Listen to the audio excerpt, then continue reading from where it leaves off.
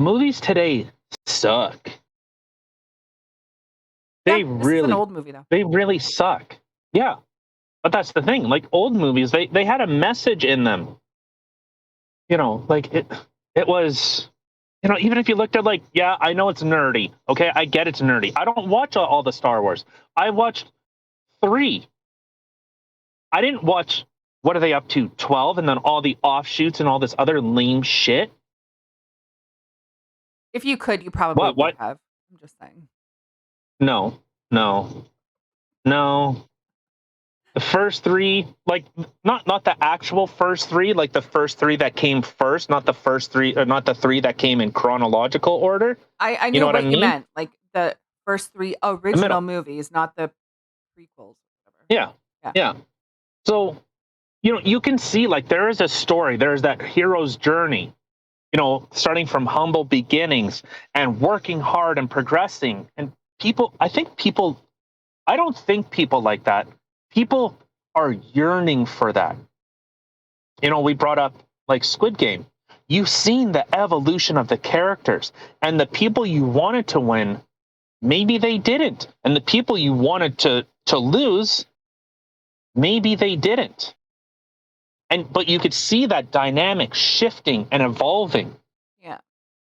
But so like, with Star Wars, you've seen that development, the progression of a character, from a lowly farmer on, where the fuck was he? Dagobah, right?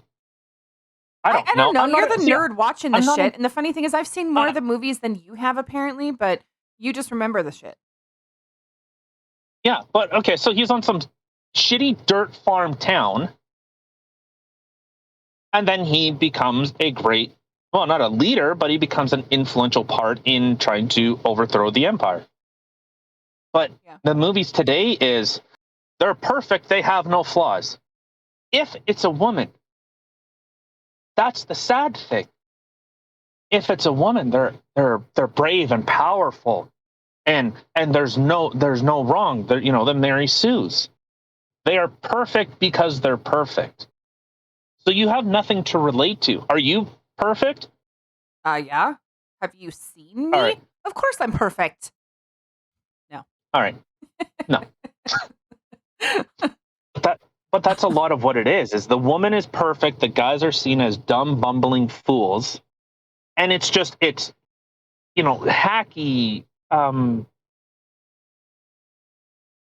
like MacGuffin or stupid coincidence. Like, these things need to happen in such a perfect, convoluted order for the movie to make sense. Otherwise, it would never happen. Because if you actually sat and thought, you'd go, this is stupid. This sucks. And then you turn it off. So it's just like they keep throwing stuff at you so that you don't think. Well, yeah, and that's the same even with a lot of with a lot of comedies, it's a lot of the stupid humor, right? It's just like joke after joke after joke after joke, and sometimes it doesn't even have any relevance to where they're throwing in the joke to the actual movie or the dialogue of what's happening. Then you have with scary movies, a lot of it is just that jump scare, just scare. And it's, oh, okay, but there's no actual storyline to it. It's just being scared nonstop.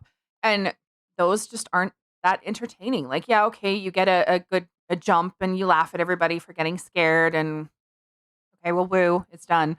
They're not like the movies that you actually remember. And like one that we've mentioned a few times, like The Platform, or another good movie that we watched, which was a phenomenal movie. It wasn't scary. Well, no, but it's just a movie, like regardless. But another good movie that we watched was a movie called Split. That was a phenomenal movie, and the actor in that. Oh, that was the split personality disorder thing. Yeah, and did you know that movie was actually based off of a real person?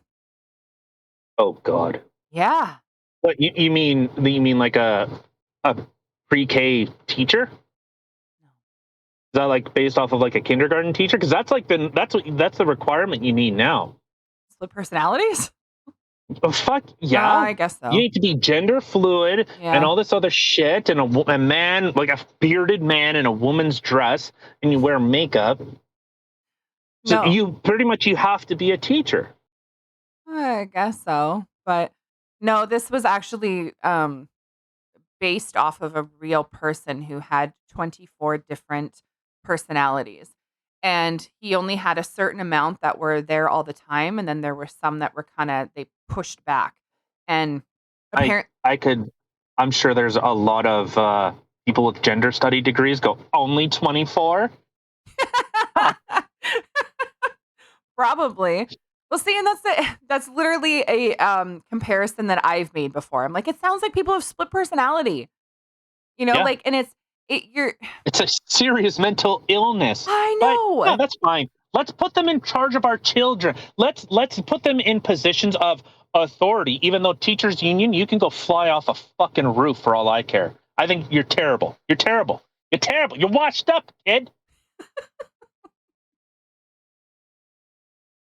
Alright, anyway. Let's carry on with this, shall we? With what? Whatever you Oh, got going okay. on next here. I don't know, because yeah, that was just my story. I said that movie was actually based off of a real person. Now, the real person obviously didn't have the same, um, things as the character in the movie Split had in the end, like the incredible strength and stuff like that. It was just literally based off of the person who had these multiple personalities and same types of characters and stuff like that, and yeah. So I just thought it was kind of interesting that it was actually based off of a real person. Well, and then, that movie was really good in showing the kind of the transition between them. And like you said, there was what was the last one? The Beast. Yeah. Was that was the one where he was all That he was fucking. Yeah, he was, like, all jacked up and, like, super strong and stuff, but, I mean, that was one of the characters that they were all trying to hold in, and then he ended up coming out. But Great that movie, by the way. that actor, they could not have picked a better person, like, the way that he literally went from character to character, you would swear that he really did have split personality, and he could just, like, on a drop of a dime, switch characters the way that he did. He did a phenomenal job. Yeah, and to say like it's one thing to like because in those situations, like in as an actor, obviously I'm an expert in being an actor. Obvious. Huh. But those people, you have to develop that character in your own head. Like I'm sure he probably has notes like this character, is timid, kind, has these traits, and you kind of build a character on this piece of paper, and then he had to like go through them. The Beast is powerful, unwavering, illogical, rash, like the shit like that. Well, yeah, they Or have I mean, the ones in between, and all the ones in between. Like there was that very timid, very meek and mild, like kid. There was there that was little a kid, kid, yeah. and then there was yeah, There was and then there women. was the Mhm. yeah. So I mean, yeah, it's different, not only different names, it's different voices, it's different accents, it's completely different mannerisms, body mannerisms. Yeah, that's exactly what I was going, and it was yeah, just yeah, he did such an amazing job. And you've seen how some movies, well, not some movies, but some actors and actresses, when they play certain roles, like, it actually messes them up. Like, the yeah. girl, um I can't remember her name right now off the top of my head, but the girl from The Exorcist, she ended up in a psych ward for a long time after that. Johnny Depp had a hard time letting go of Jack Sparrow. Um, Heath Ledger, the Joker, took a really big Well, bad toll on him, and he ended up taking a lot of medication and stuff like that because it really messed with his head. Like, they get so immersed into these roles and have to become these people that unfortunately it kind of like messes you up a little bit. So yeah. No, and it's and that's the thing. Those performances are memorable. When you don't see Joaquin Phoenix, you see the Joker.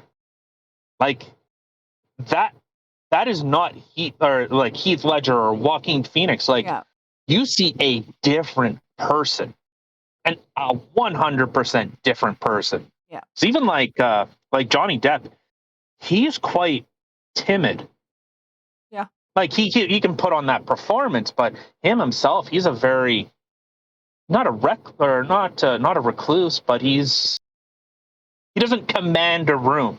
You know what I mean? Yeah. He doesn't walk into a room, say like, get mad at me now. Say like someone like Donald Trump, when he walks into a room, he commands a certain type of presence. Yeah. I'm sure Johnny Depp does, but that's because of his celebrity, not because of, the type of person that he is. Yeah. So, but as Jack Sparrow, yeah, he's kind of bumbling and quirky and on all this type of shit. And he definitely demands the room. He walks into it, it's just like, I am here. yeah, Yeah. the character, that character Jack Sparrow can control a room and move it. But Yeah.